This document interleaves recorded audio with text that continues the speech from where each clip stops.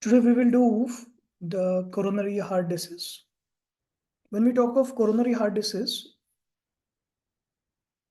we are talking of ischemic heart disease, right? We are talking of myocardial infarction, the heart attack, what we commonly call. Similar is going to be the risk for the stroke, the brain stroke. Right? So what we are discussing today is about the atherosclerosis part, thickening of the artery, blocking of the artery, either because of lipids, age, calcium, cholesterol, all those things. High blood pressure, diabetes, all those. So what we are talking of is the artery, occlusion of arteries, either in brain or the heart. Those who want a good interaction, they should start their videos. You will have a better interaction. There is a calculator now, very scientific. So they have done study over few decades, and they found out that you can predict actually what is the likelihood of you dying of a heart disease. Good calculator? You want to see it today? So name of calculator is Framingham calculator. It gives you the risks of you dying because of ischemic event.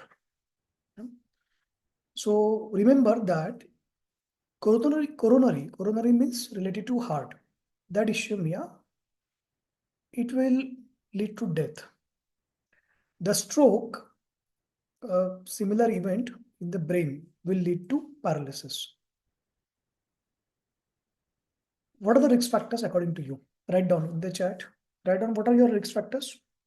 What are the things you will take into consideration? Which criteria you will take into consideration when you want to calculate?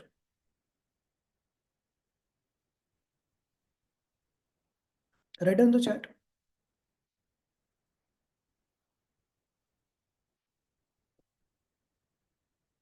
You want to check cholesterol? Okay. In cholesterol, you want to check LDL, right? Next. Okay, very good answer. You want to check whether person has hypertension, diabetes, age, smoking, very important factor. So this study, Framingham study, it also found that smokers have higher risks of coronary event, ischemic events as compared to non-smokers. So this, I will share my screen with you.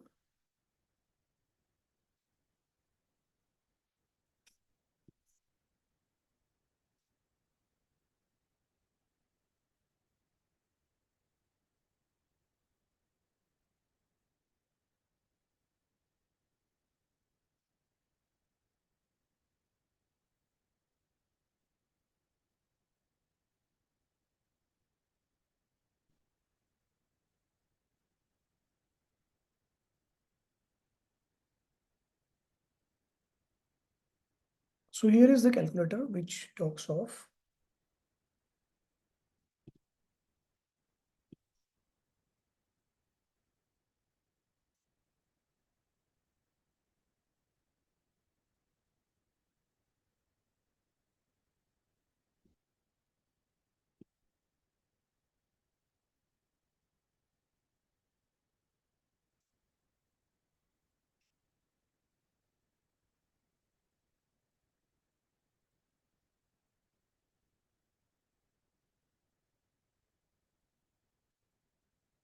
here is a calculator which gives you 10 years risks of you dying from a heart disease.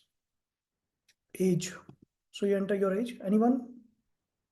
We take a rough sample as of now 30 years. We take male. So the gender also is responsible when someone is going through a menopause. After the menopause, after 50 years of age, women are more predisposed. We will see this experiment here today. Smoker. So we take it a non-smoker. Total cholesterol, we take it around 150 for fun. HDL cholesterol, protective cholesterol, 45. Systolic BP, in hypertension, blood pressure. So we take it, okay, 120 upper margin. Blood pressure being treated with medicines. So are you being treated with medicines? If it is treated with medicine, then there is another 1%. So this person, particular person has 1% risks, 10-year risks, 0.1% risks of dying because of myocardial infarction or death. Okay. Now we change it to female. So risk is 0. Now we change the age. Everything same, 50 years. So for 50 years female, everything same. And when it is 50 years female, the risk is 0.3. We check it for male, 2.5. Yeah. So the male population has inherently higher risks as compared to female population. Number one finding. Number two, as you age, you will have higher risk. As you have higher cholesterol, your risk will increase. Suddenly there is almost double. Just 50 mg cholesterol we have added. So 1.150. For 150 it is 2.5, and for 200 it is this. HDL cholesterol. We want to check what is the value of HDL cholesterol. Yeah, what is the significance? So we try to lower this value to 30. 6.2, right? So now we try to increase by 35, 5 only. You understand? So when you are increasing your HDL, the healthy cholesterol, the good cholesterol, it is adding you the benefit, it is protecting you. Systolic BP. Now we check this, we make everything else normal, and we want to check what is the risk because of BP. Okay, so proteins for now. Female, most of our audience is female. Very good. So a female, she is non-smoker and 150 cholesterol, normal. HDL cholesterol, good. Systolic BP, higher range, but normal, not treated, obviously, and difference. So this is, she is a non-smoker, only 1.1%, 1 in 1000. And this is half percent is added. Now we do it for smoker male. You see, male are inherently at higher risk as compared to female. Clear? Next. So for fun, because men are at higher risk, we take this client as male. As of now, the client is not smoking. Cholesterol, okay, normal. BP, we play with the BP now. What is the significance of BP? So now the recommendation is it should be below 110. Okay, we see. 0.1. Okay. If it was, okay. So here the cholesterol age 40, cholesterol we do 200.3 and BP 100. So BP 100 versus BP 120. Understand? So what is a major role? Which factor is playing major role? Number one, male gender. Number two, smoking. Number three, cholesterol. Number four, HDL. Then comes the BP. Now, see, 120, 110, both are in a kind of a normal range, high range. Okay, we take it as 140 now. Suddenly there is a risk increase. You understand? So when it is 120, what is the risk? Okay, we reduce this cholesterol value. Now we make this non-smoker. Yeah, 0.6. 0.8. Okay. So what is the meaning of this? The meaning of this is that if you are a male, if you are a smoker, or and your lipid is high, you will have higher risk. Yeah. Now, if your blood pressure is high and if it is not treated, then you have higher risk. If your blood pressure is high, even after treatment, then further higher risk. So this calculator gives it a significance of SDL also. That if you have only 5 mg per dl SDL low, that is increasing your risk. So how to increase your SDL? Exercise. Very fast, very strong. How to reduce your LDL? Diet change, fibers, exercise. And if it is very high, you will need lipid lowering agents. Atorvastatin, rosuvastatin.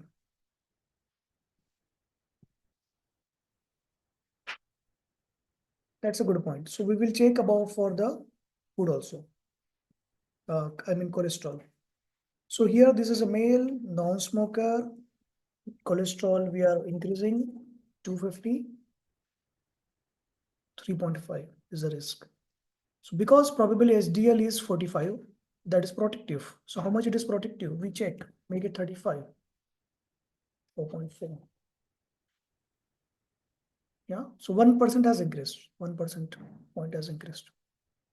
You understand? Now we are adding it.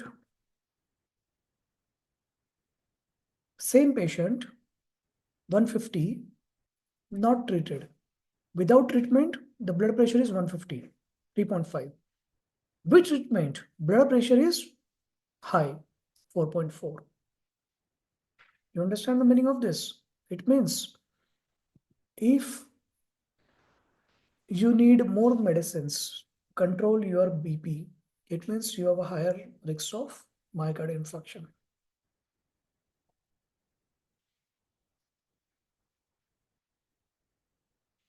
Which do you want to put your values in this? So write down in the chat your values, your age, gender, non-smoker, smoker, cholesterol. Now for fun, in the meanwhile, you write your profile in the chat. We'll try to put it as well in the calculator. Now for fun, try to make it beyond 50. There is a sudden increase in the risk. Can you see this? Okay, it was 40. 40 is 4.4. Beyond 50, it is risk has increased very much, 3 times. So check 50. 50 also is very high risk. 55 male versus 55 female. Female has much lower risk. Okay. So if our female is smoking, she has high risk. If this is a male with smoker, almost double risk. Okay.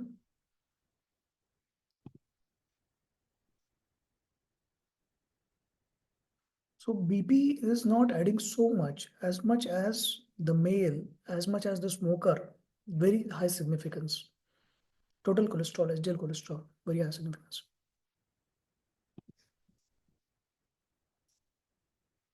210 food, 35, 210, 36, and 110, 80. Okay, we check this.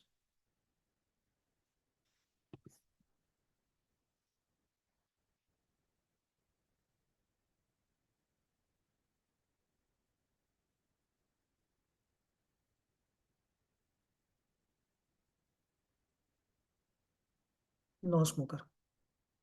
0.1. Only 1 in 1,000 people will die. You know, statistics is very funny. When you say that only 1 in 1,000 person will die, but that one person dies, that family is affected so much. For them, it's 100% actually. Yeah. How do you check whether you have the blockages in your artery? What is the method you will use? The confirmatory, 100% confirmed method to check blockages in your artery. Anyone? Any answer? Angiogram. So angiogram gives you real picture and the perfect gold standard. It gives you the real answer. whether you have blockage in your artery. So what is the diagnosis now? How will a doctor will do the diagnosis? 2D echo does not give you. So the diagnosis will start with the symptoms first. The client will have the symptoms.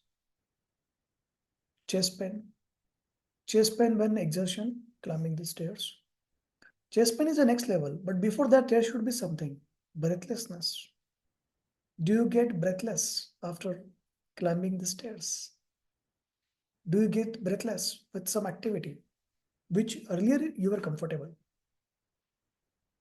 So these are the starting symptoms.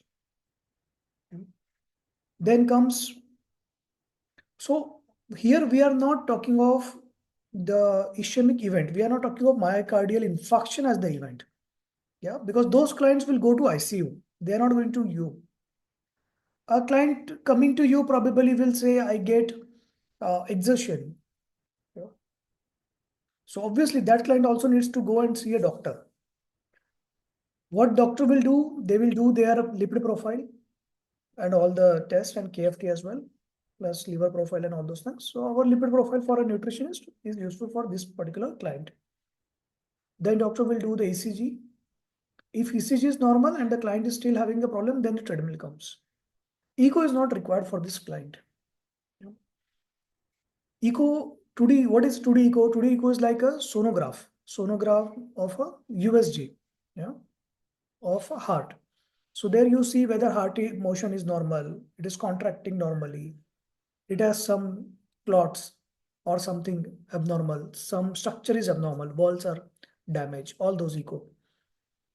But ECG will be the first thing to check when someone has chest pain. After the age of 40 years, it is always advisable to have your ECG done every year. Better. After the age of 40 years, it is advisable to do your lipid profile every year. But WHO says that doing it for a whole general population, as a general population, it's counterproductive. The government will have to invest more money than the benefit. So it's not recommended.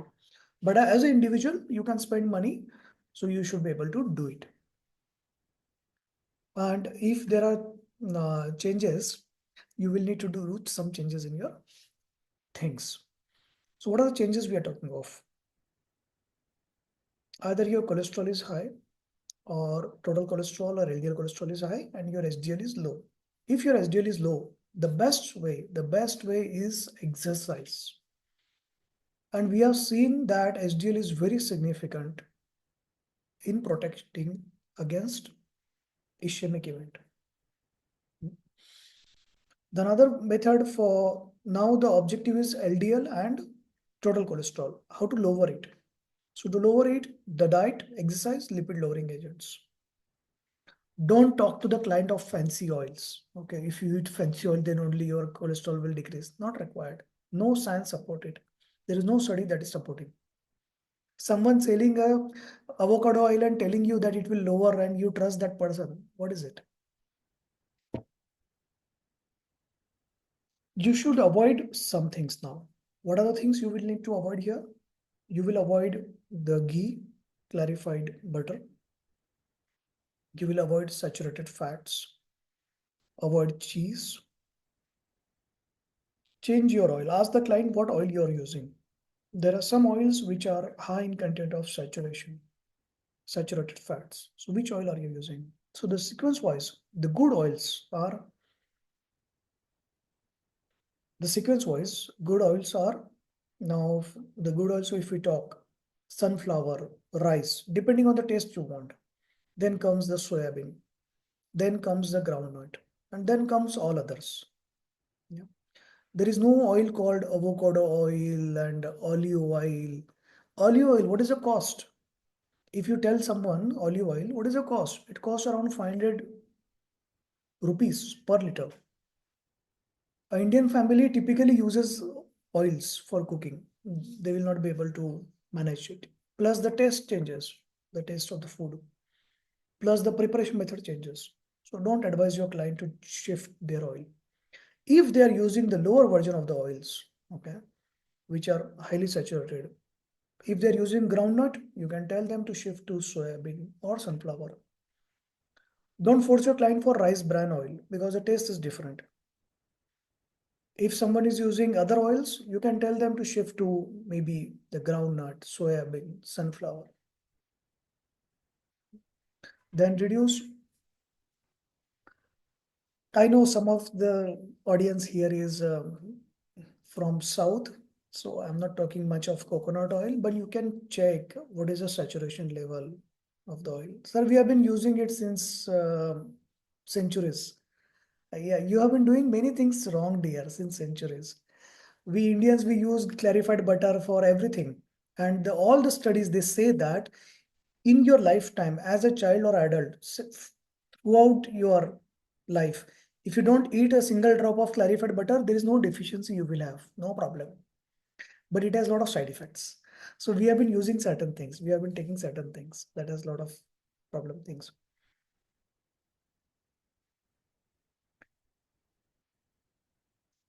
So we are talk of oil. We are talk of cheese. Now we talk of high salt diet. When you have high salt diet, so the objective of a high cholesterol patient is not only to reduce cholesterol, and don't ever talk about obesity. It's a very sensitive topic now. You say someone that I think you need to reduce your weight. Hey, stupid, you don't know nutrition at all. Because when you reduce your cholesterol, when you reduce your fat, it's not necessary you are going to reduce weight. You may end up increasing your weight because you are substituting your fat with the proteins. And it's good. So the objective is not to reduce your weight. Objective is to reduce your fat. Now, below that, there is a version.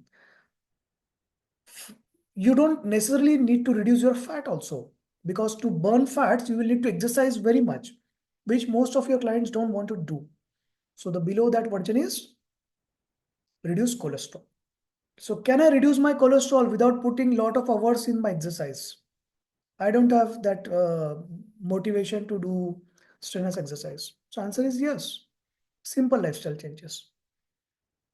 So you reduce your saturated fats. When we are talking of saturated fats, the outside food, the fried food, everything is included now. The cheese is included. Then you try to reduce your salt content. So when we talk of salt content, it's not that you have to stop the salt which you're taking. It means that don't put salt in your salad. Don't eat pizza, bread, all those things because they have high salt content inherently. So that's what we are talking. And you have to clarify this. Many times nutrition is right, low salt. What do you mean by low salt, ma'am? Yeah. If I eat low salt, I feel dizzy next day. I get hypovolemia. I don't want to land up that. So continue your normal salt. Avoid top up salt. Avoid salty items.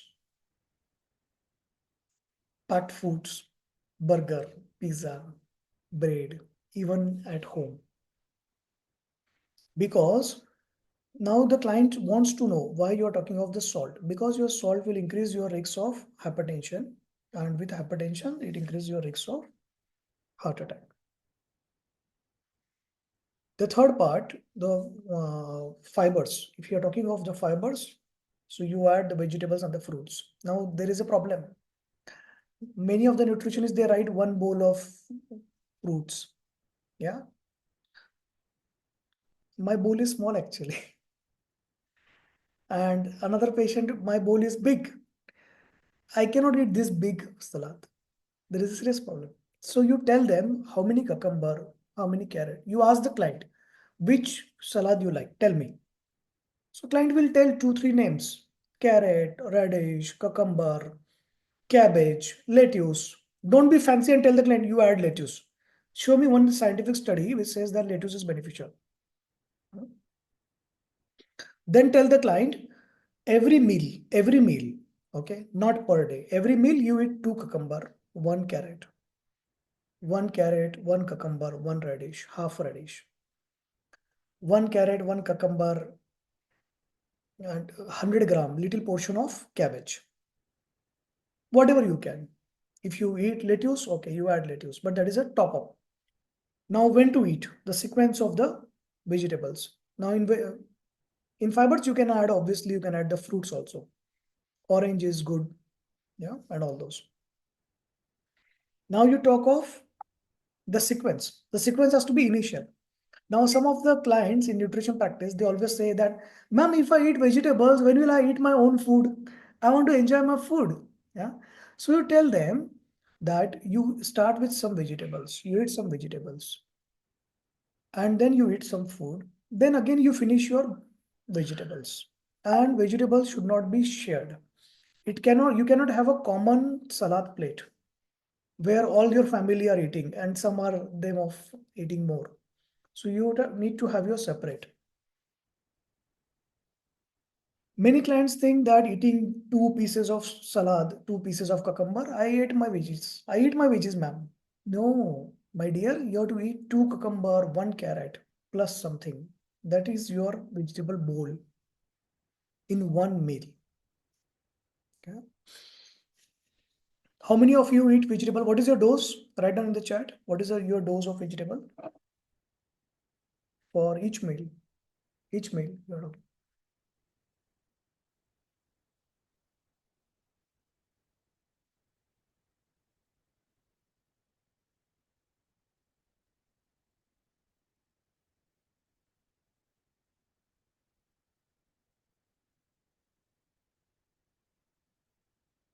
1 cucumber for four.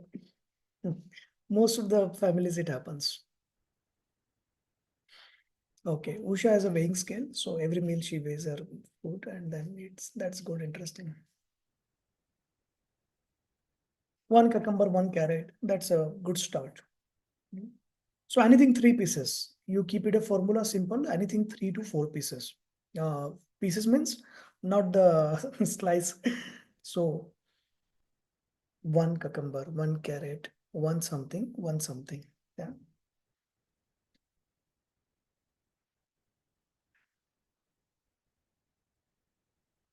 It can be 2 cucumber or 3 cucumbers also, whatever is available.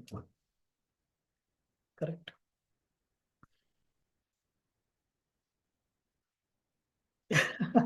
So Usha is asking very interesting question, a common question client will ask. Sir, if we are cooking vegetables, we are vegetarian people and we eat veggies, isn't it sufficient? So answer is no, my dear, it is not sufficient because when you are cooking vegetables, you are putting some thing which is counterproductive. You are putting salt, you are putting oil, right? And that dose is very less. You need a bigger dose. So Madhumita family, they make some koshinbir or something, onion, cabbage, tomato, carrot bit, capsicum, and then they do it and then give it like a chutney, 1 spoon, 1 spoon, 1 spoon. So not sufficient. Yeah. If you're eating a kothimbir, so what is koshinbir or kothimbir? I don't know. What is the word? S or T? Can you write down in this chat? Gayatri. So take curd, then finely chopped onion, carrot, potato, sorry, tomato, cucumber, radish, cabbage, whatever veggies you have, capsicum, whatever you have, lettuce, whatever you want to put, whatever you like. And uh,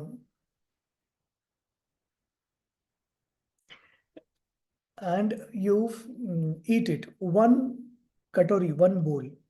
Yeah. Still, it is not sufficient. It is good for your intestine. It is good for your stomach, but not sufficient. Now, Gayatri is asking a very interesting question. Cold pressed oils are good for high cholesterol patients. So there is no scientific study which says that cold pressed oil, hot pressed oil, and other pressed oil. I don't know what is other press. So these are all marketing gimmicks. Yeah. So our oil is the only cold press. Other oil is a hot pressed. Have you seen other oils? I think everyone is making. See this Fortune, all these big companies, Dhara and all. They are not foolish.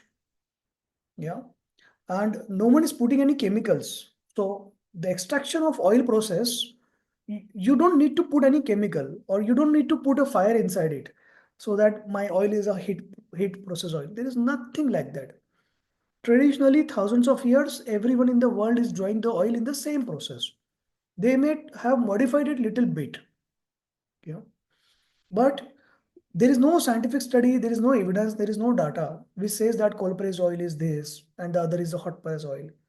Most likely, those who are not marketing with the cold press oil, their oil is also cold press, but their marketing tactic is something else.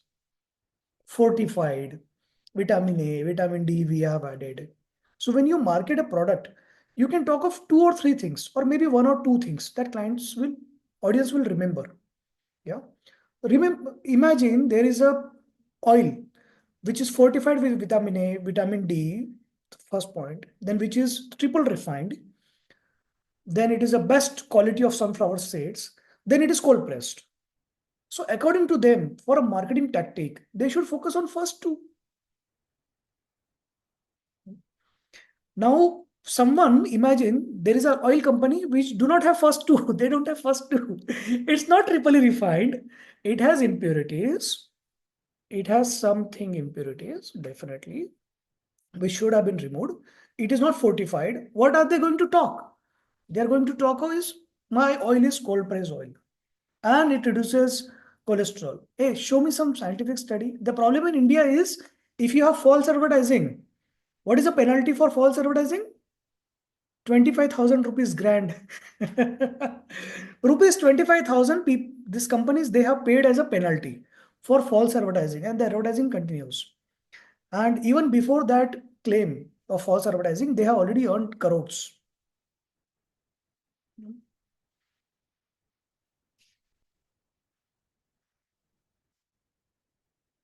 And oil does not reduce cholesterol. Huh? Okay, we forgot the point. Oh my God, that is such a big corruption. In the battle of cold press versus something else pressed, we forgot that oil do not reduce the cholesterol at all, my dear. It is the exercise, it is the fibers, it is less consumption oil that is going to reduce cholesterol. Very good point, Gayatri. I like it very much. So make people fight so much. I will tell you one ad. I saw it few years back, uh, 10 years back. When government banned tobacco products, and they said that it was already banned. I don't know how it was sold openly, but they said that now you cannot have fancy labels. You cannot advertise. Yeah. You cannot do certain things. And certain way you have to put it in a very raw and you have to give a warning. The consumption of this product causes cancer and with a photo of the cancer. Yeah. Now, this tobacco associations, all those companies who sell tobacco products, their associations, they published a big, complete page ad in the all national papers. Okay. What did that ad say? You know,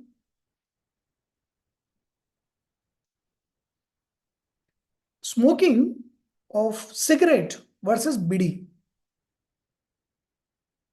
So since cigarette has a filter, it is safer as compared to bidi. And bidi has more harmful chemicals, but cigarette has only 40. Bidi will cause more likely chances of cancer as compared to cigarette. All those things they talked, but they forgot both causes cancer. Both are harmful. Yeah. Similarly, in the battle of cold press versus other pressed, people forgot the oil itself is the problem, my dear. You have to reduce the oil consumption. Yeah. And if you're talking of castor oil, so check what is the saturation level. Yeah. Which animals are suitable for castor oil? So humans are not suitable. You can use it for lighting your diyas and pujas and all those things.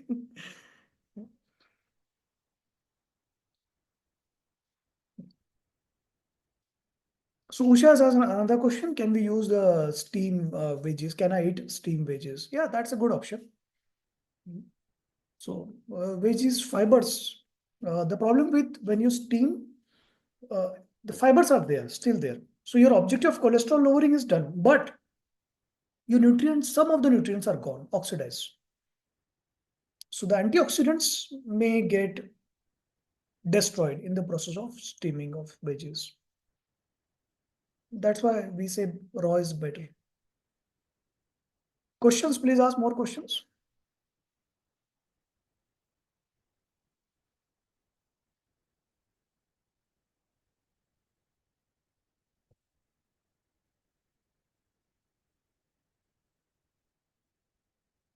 The objective is to eat fibers. You eat it anyway, dear.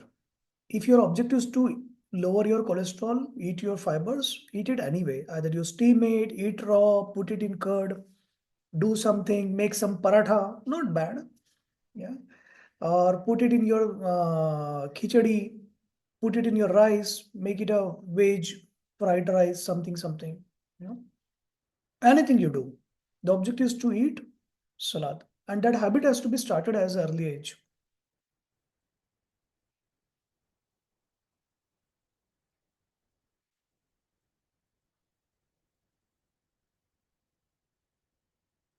I have been very curious of this question. So every time I'm very foodie and I like to visit different restaurants and try and experiment different kind of foods. Uh, every time I go to a restaurant, I see that people have start with salad. They order the salad at the restaurant. I do not understand this concept. Why? Why is it that? Can you tell me what is the reason of you ordering salad at restaurant and not eating at home? And what is the problem?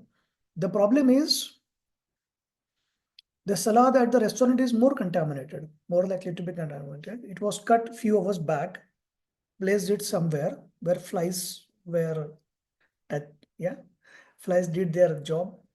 Then the waiter who went to the washroom, cleaned the table, did touched all the surfaces.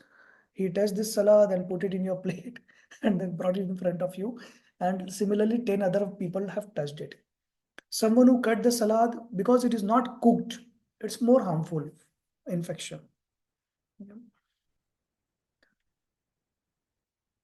Now, someone who is not eating salad at their home, they have the temptation to order the salad in the restaurant. And in one of the in few of the settings, I asked some people like, why do you prefer to order salad at a restaurant? So they say it looks good, it's interesting to eat outside. But I asked them that, do you eat salad at your home? Answer is no. It's more harmful to eat salad in your restaurant. It's uncooked. It's unhygienic. Flies have done their work. Many waiters have touched it. Many hands have touched it. Someone might have sneezed on it as well.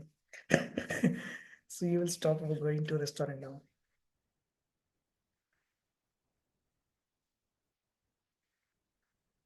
Usha has asked an interesting question. Usha is not an Ayurveda doctor. Yeah. She has used Ayurveda as the statement to fortify her statement. Yeah. Usha wants to say that in Ayurveda, they say not to take raw veggies. Why, sir? So, Usha, you bring some Ayurveda textbook, some claim which says that, then we will discuss, dear. Yeah. Sometimes we use our own knowledge, half knowledge, and we put it on someone. Sir, Shankaracharya says this. Sir, this God says this. Sir, Ayurveda says this. No, it is your own family members, dadi, nani, kaka, kaki, parents are saying this, or you yourself are saying this to fortify your statement.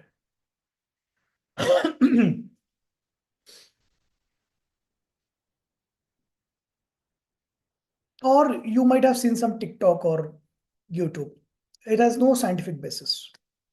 Anyone can say that on your vegetables, you should add cow dung powder. You know, when you add the cow dung powder, it fortifies your stomach, intestine. It will cure all diseases, including the cancer, and you will attain the nirvana. Yeah. If you watch this, you will start doing it. Yeah. And 10 people showing on their Instagram the cow dung powder, people will start actually following this trend. And then other people will start following this trend. And then they will say that some of them will start saying, Ayurveda says it. Yeah, Ayurveda says cow dung treats your cancer. Yeah. But they are not talking of putting cow dung powder on your salad. Yeah. Okay. In your case, you might have something, Usha. So your Ayurveda doctor has advised you, dear. They have not given a statement that all over the world stop eating the wrong vegetables, raw vegetables, and you have to cook your vegetables, because they cannot do it simply because it is wrong statement. Because as soon as you cook your vegetables, your benefit is gone. Antioxidants, many of the nutrients are gone. You don't want to do it.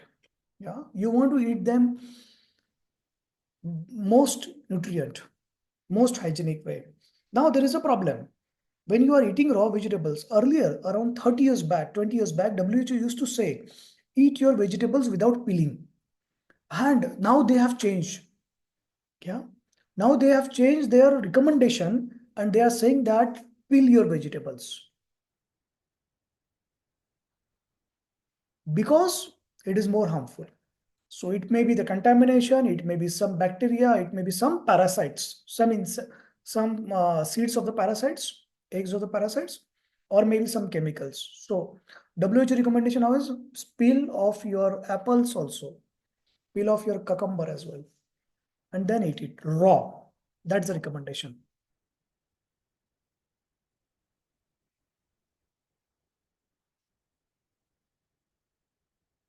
So Ramya's question we will take in that chapter of obesity, weight, and all those things.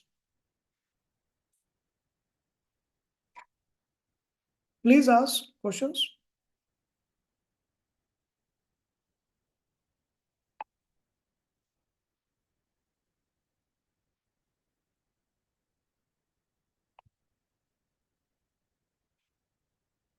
Gayatri has asked a very relevant point, very interesting. This is a battle going on. So what is a battle? The pharma companies, 50 years back, they started selling antihypertensives. Yeah. That time the recommendation was above 120, 130. 130 you need to start antihypertensives. But yeah, sales are low. What should we do? Yeah, we want more people to be diagnosed hypertension and start eating our antihypertensives. So they lowered, they influenced the guideline bodies, the bodies which make the guideline, the pharma companies, they influence it, whatever way you can understand. And it was lowered to 120. As soon as it crosses 120, you should start antihypertensives. It was further reduced to 110. And now, recently, since 1 year, there have been evidence that all these guidelines have been manipulated and funded by pharma companies. And that's why these guidelines are there. What we should look is, we should not look at this particular guideline if we don't believe because it is manipulated. What we should look is there a data to show that if someone has lower BP, then the chances of dying because of heart disease is low as compared to someone who has higher BP? This is a good question. Rather than what does the guideline say? Guideline says less than 110. If you are more than 110, you take care. If you are more than 120, start medicines. Some of the doctors are, if you are above 50, above 110, 50 years age, start medicines. So why?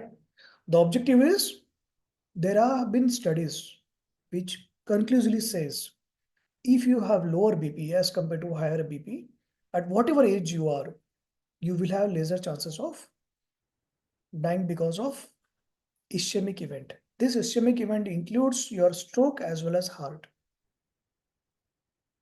Okay. So should we do it? Should we try to keep our BP lower? So answer is yes. So should we try to keep our BP lower only with antihypertensives? Answer is no. If you take antihypertensives and shout at your partner, attend the video without the camera, do not read the book, are not sincere, you are always stressed out, thinking of future, anxiety and fear, you will die earlier than normal BP person, even if you are less BP. So you have to follow the holistic approach. The BP has to be lower by whatever means you can achieve. You have to have a calm mind, peaceful life, less stress. Less stress does not mean leaving a job. Leaving a job is more stressful actually. You know? Then you need to eat your veggies. Veggies, the objective is here is not only cholesterol and all those things. The objective is also to provide the benefit which veggies give in terms of the glucose spike, lower cholesterol, good intestine, good bacteria in the gut. Coming to good bacteria in the gut, good bacteria in the gut have been proved to have beneficial effect in diabetes as well as heart disease. Yeah, you need to have a exercise.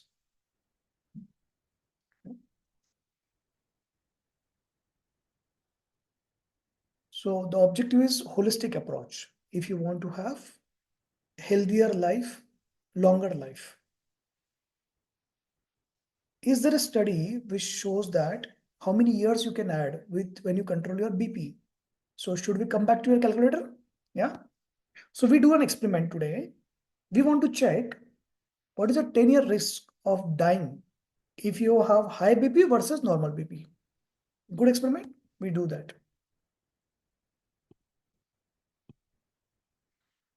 So we take this client as a male, 65 years, non-smoker, cholesterol okay, 210 expected okay, HDL okay.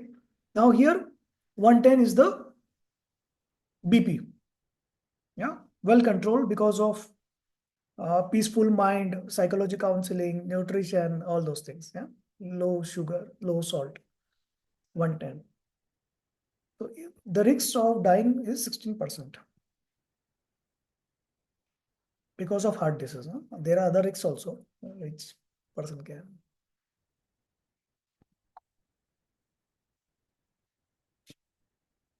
See, so when the BP is 160,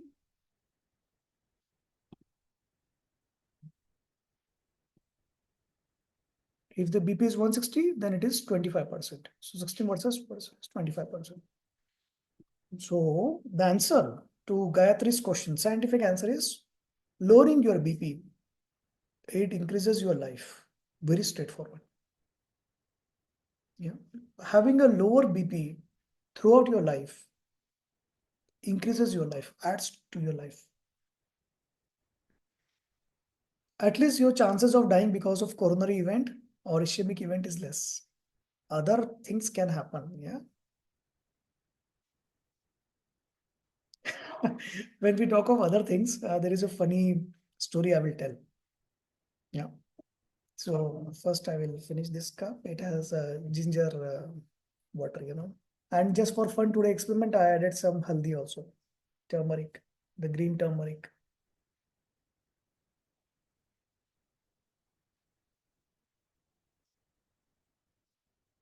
Originally it was hot, now it is cold. Huh. So interesting story.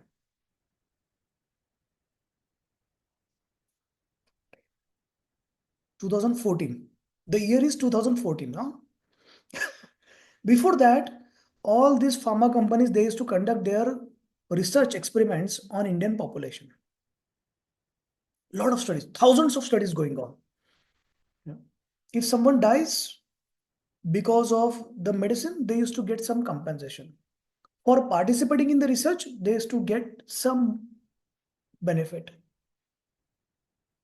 Then obviously some clients, some patients used to die. Some patients used to have some liver failure, kidney failure, all those things. Okay. 2014, government decided enough of this. We are not guinea pigs. If anyone dies during the research, you have pharma company, you have to pay 1 crore to that patient.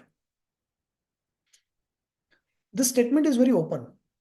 In this statement, they have not mentioned because of your medicine. If any patient in your trial dies during the trial, you have to pay 1 crore. So there is a patient taking a medicine, drives a car or a bike, dies in the car accident. The pharma company has to pay 1 crore. Immediately, as soon as the decision came, most of the pharma companies, they stopped their trials in India. That statement was so vague, and it was real statement. It was a legal statement. No? So if anyone is dying because of anything, even murder by wife, murder by spouse, or anything happens, yeah, dying in the sleep or anything, fall from the height, or a car accident, or another disease not related to this. So the pharma company has to pay 1 CR. Yeah. So similarly, this calculator finds out the risks of dying because of coronary event. Yeah. So at least you are protected from, because the 10-year risks of dying for a 65-year person is 16%. Okay, more likely that person will die because in before 10 years also, right? Hmm. What is average life expectancy? 67 for India.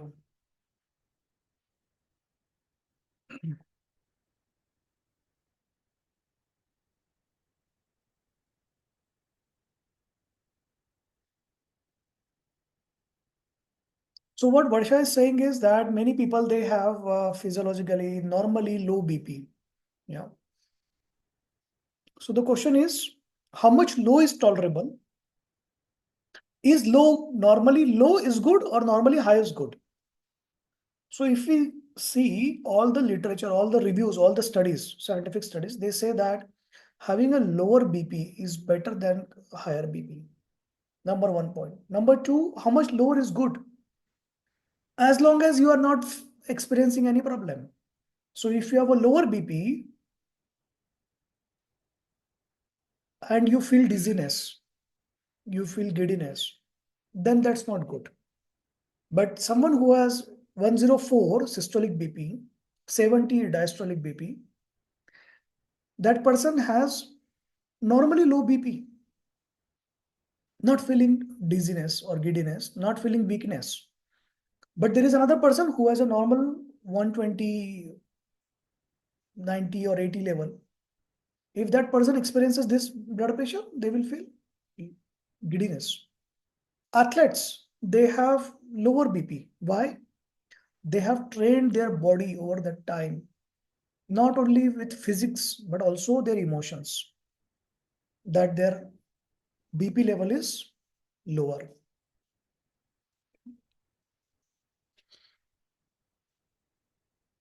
Questions?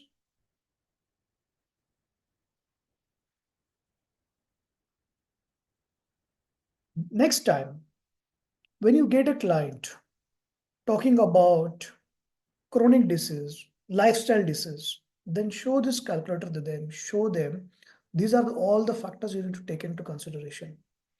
That's why it's not only about cholesterol, it's not only about exercise, SDL, it's not only about smoking, non-smoking, but it is also about sugar and salt, because it is also about the BP part. Yeah. It's also about the glucose spike. So that's why the chapter which we learned in one of the classes previously about the glucose spike is very important. It's about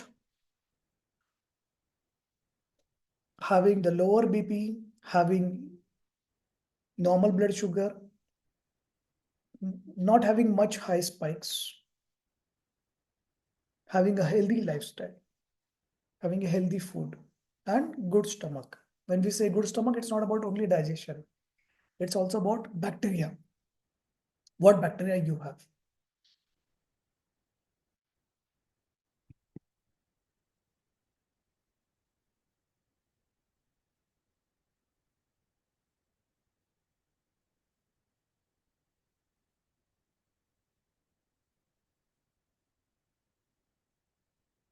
Try to use this calculator for your client. This is a good engagement tool for you, and it adds value for the conversation which you're having with the client.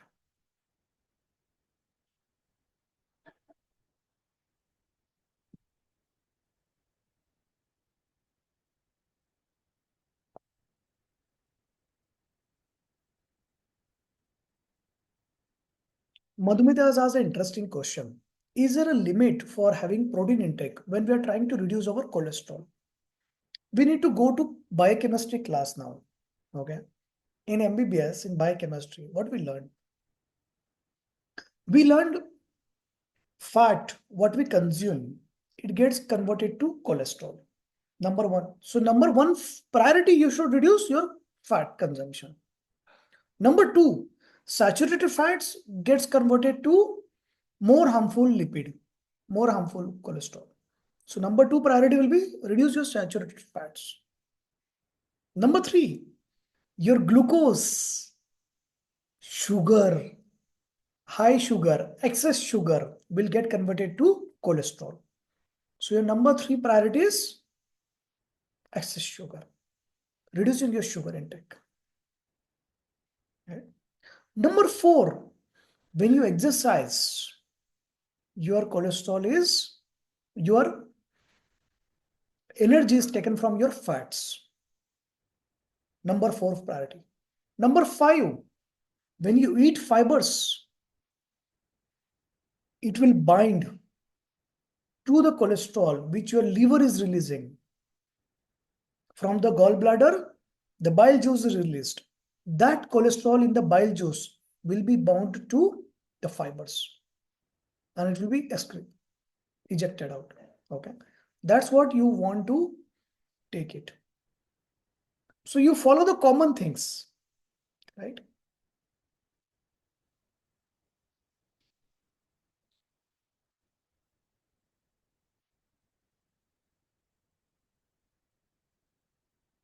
So now if someone says that I don't want to exercise strenuously, I don't want to exercise so much, can I reduce my cholesterol? So answer is yes.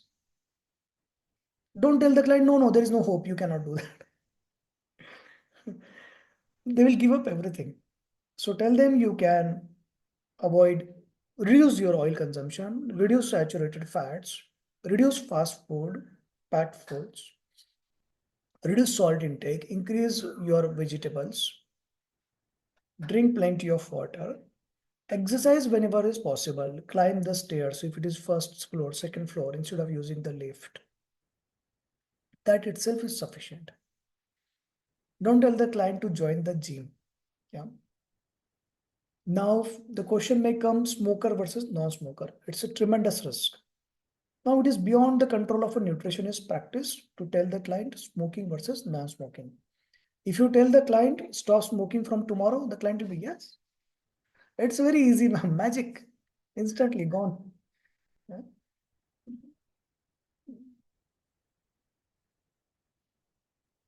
It will not happen. They will need another intervention. They will need another program for that. They are not going to do it unless they want it. Some wives will ask, Ma'am, is there some medicine which I can add to my husband secretly I can give and which will stop his smoking and drinking? That medicine has a lot of side effect. He will catch you. Yeah. That medicine will have so much side effect if he eats, drinks and smokes. Yeah. So you will stop it. He will stop eating your food. He will catch you. That medicine is developed for someone who willingly wants to stop smoking and alcohol.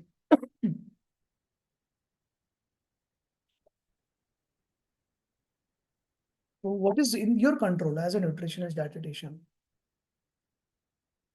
Somewhere blood pressure, the lifestyle changes, the diet, the fibers, oil selection, cooking preparation method. So we are coming to the last point of today's chapter, the cooking preparation method. So cooking preparation, very easy, right? Ask the client what you eat. Don't give the pravachan to the client. Don't tell the client you stop this, you stop this. No. Don't give them list, you should stop this. Ask the client what is your typical food, what you eat in a week. Which are the fried items you eat? If the client says once upon a time I eat some pakoda, once upon a time, don't stop it. Let the client enjoy the life. The objective of having a low cholesterol is to enjoy the life longer, having a happy life. If your happiness is eating one pakoda, it's okay, you eat it. If the client is having frequent burgers, French fries, pizza, packed food, then you have to explain to the client why they should reduce. Not only for cholesterol, but also for sugar. It will add to your life. If you tell the client, you need to reduce your cholesterol. Yeah, I know, ma'am. Actually, I have seen the report. I know already. Tell me something new. So the new is there is a 16% chance you will die because of heart disease. So if you want to make it 12%, follow my advice. Can I make it 0%? No, the time for it is gone already.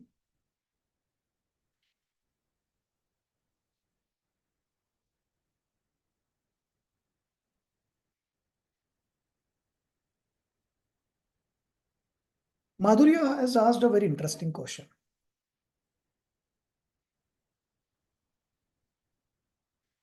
Post CABG or cardiac surgery, is there any particular diet precaution should be taken by the patient? Who is this patient? This patient is at the age of 65 years, 60 years. Yeah. After successful bypass surgery, this patient will more likely die in next 5 years. If the surgery is not successful in 1 year, right? For this person who has no life more than 1 year, you want to restrict the poor fellow for the diet. Let that person enjoy each and every meal in the world. Yeah? You are going to die in 1 year. What do you want to restrict? Enjoy everything. My father had failed angioplasty. Yeah. And after that, the doctor said he cannot walk, he will not survive. But he survived 2 years and used to walk, climb stairs, and every day walk 5 kilometers. He was very fond of eating food. Then my brother used to call me and say, Ki, Papa is eating this, he's not understanding, he's not listening. Let him enjoy. What will happen? In this, doctor is saying he will not survive more than 6 months. Why you are crying for this if 1 day is added? Yeah, let him enjoy. He survived for 2 years. Probably if he would not have enjoyed things, he would have survived 2 years plus 1 day more. So do you want 1 day more at the cost of enjoying your food? No. Obviously, you don't want to eat certain things. And those certain things the client also doesn't want to eat because the client is old now. Right? Client is no longer eating pizza. They don't like it. It doesn't suit to their stomach. So don't tell a heart surgery client, don't eat pizza. He's like, actually, ma'am, it doesn't suit me. Yeah. Don't tell the client, don't go to McD every day. Ma'am, I never seen McD, ma'am. Actually, my grandchildren go there. What is this? So you ask the client rather than telling, this is the list of restricted food. Actually, none of the above food I eat, ma'am. Actually, and I have thrown your paper in the dustbin. I don't know what you have written. Your handwriting also very horrible. I cannot read it also, ma'am. I have not brought my goggles, specs. Yeah. What is this? You ask the client, sir, what do you eat? Ma'am, what do you eat? And you tell, you continue eating everything. What you are eating is healthy food. No problem. You can add these things. Now, when you are adding, you ask the client, are you comfortable adding this thing? If the client is eating something like horrible, yeah, at the age of 65, they are eating pizza every day. It's India, very less likely. Then ask the client, can you remove it? Can you substitute with something else? Yeah. So that's good question, Madhurya. Your question is very valid, my dear. Okay.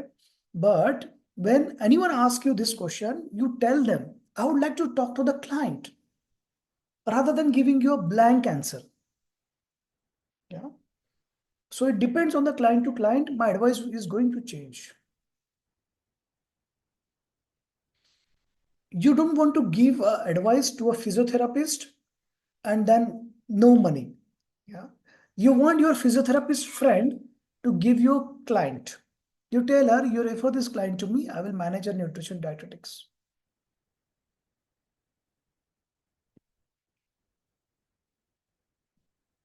You like the intention, the approach.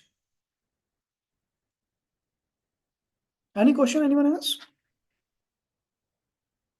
I will answer this phone. Just a second. In the meanwhile, please write your questions.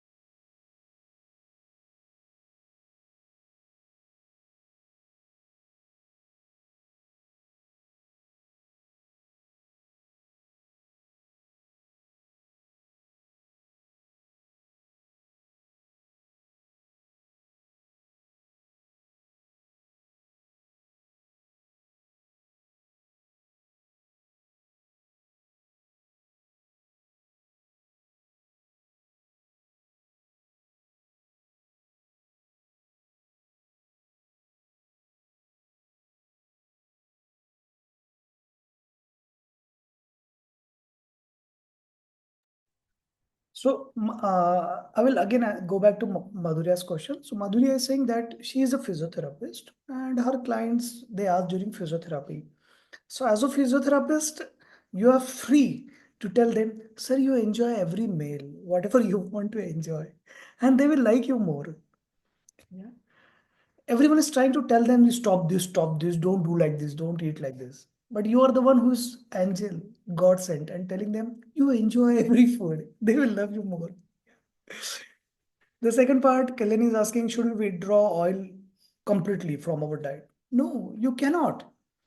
You cannot eat steamed food every day. We are Indians. We have been eating things. We want to continue eating like that. Yeah.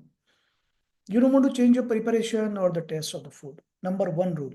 Number two is that it's not good to withdraw completely. You need oil. You need fats. You need cholesterol. What you need is you need to change your oil if it is harmful. You need to reduce your saturated fats. You need to reduce your fried items. Put oil in your veggies and everything, it's okay, dear.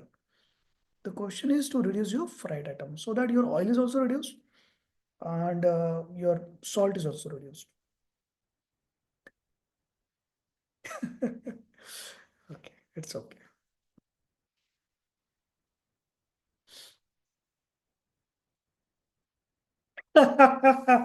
So Himashi is asking which oil should we use, refined oil or cold pressed oil?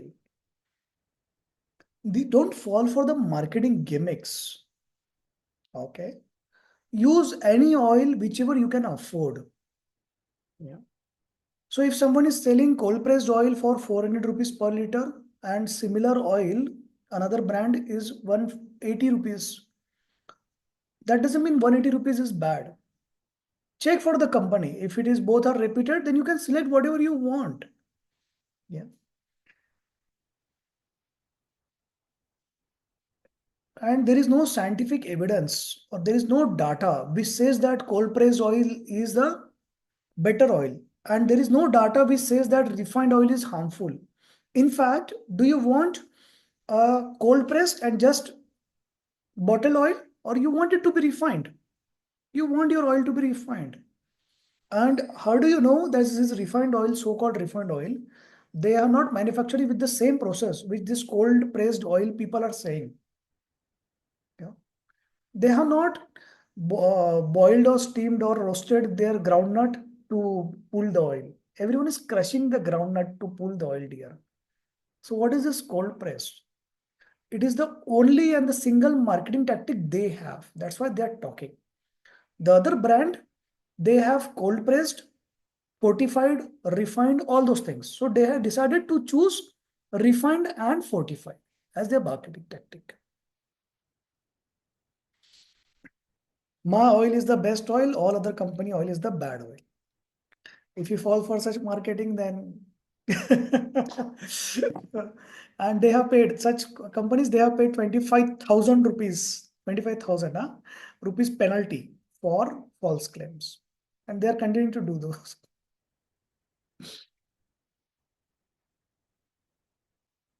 So oil, do you want to, now Gayatri is asking interesting question. Do you want to put combination of oils? So what combination you will do? You will put soybean, sunflower, rice and all those.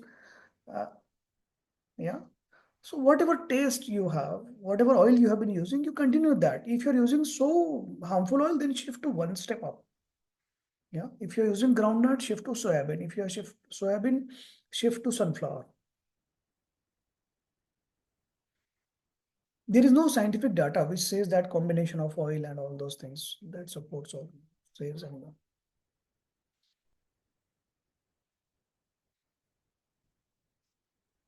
For today, my stamina is done. Well, in my next class, I will share certain things with you. Yeah. Have a great time. See you then. Very good questions, interesting questions.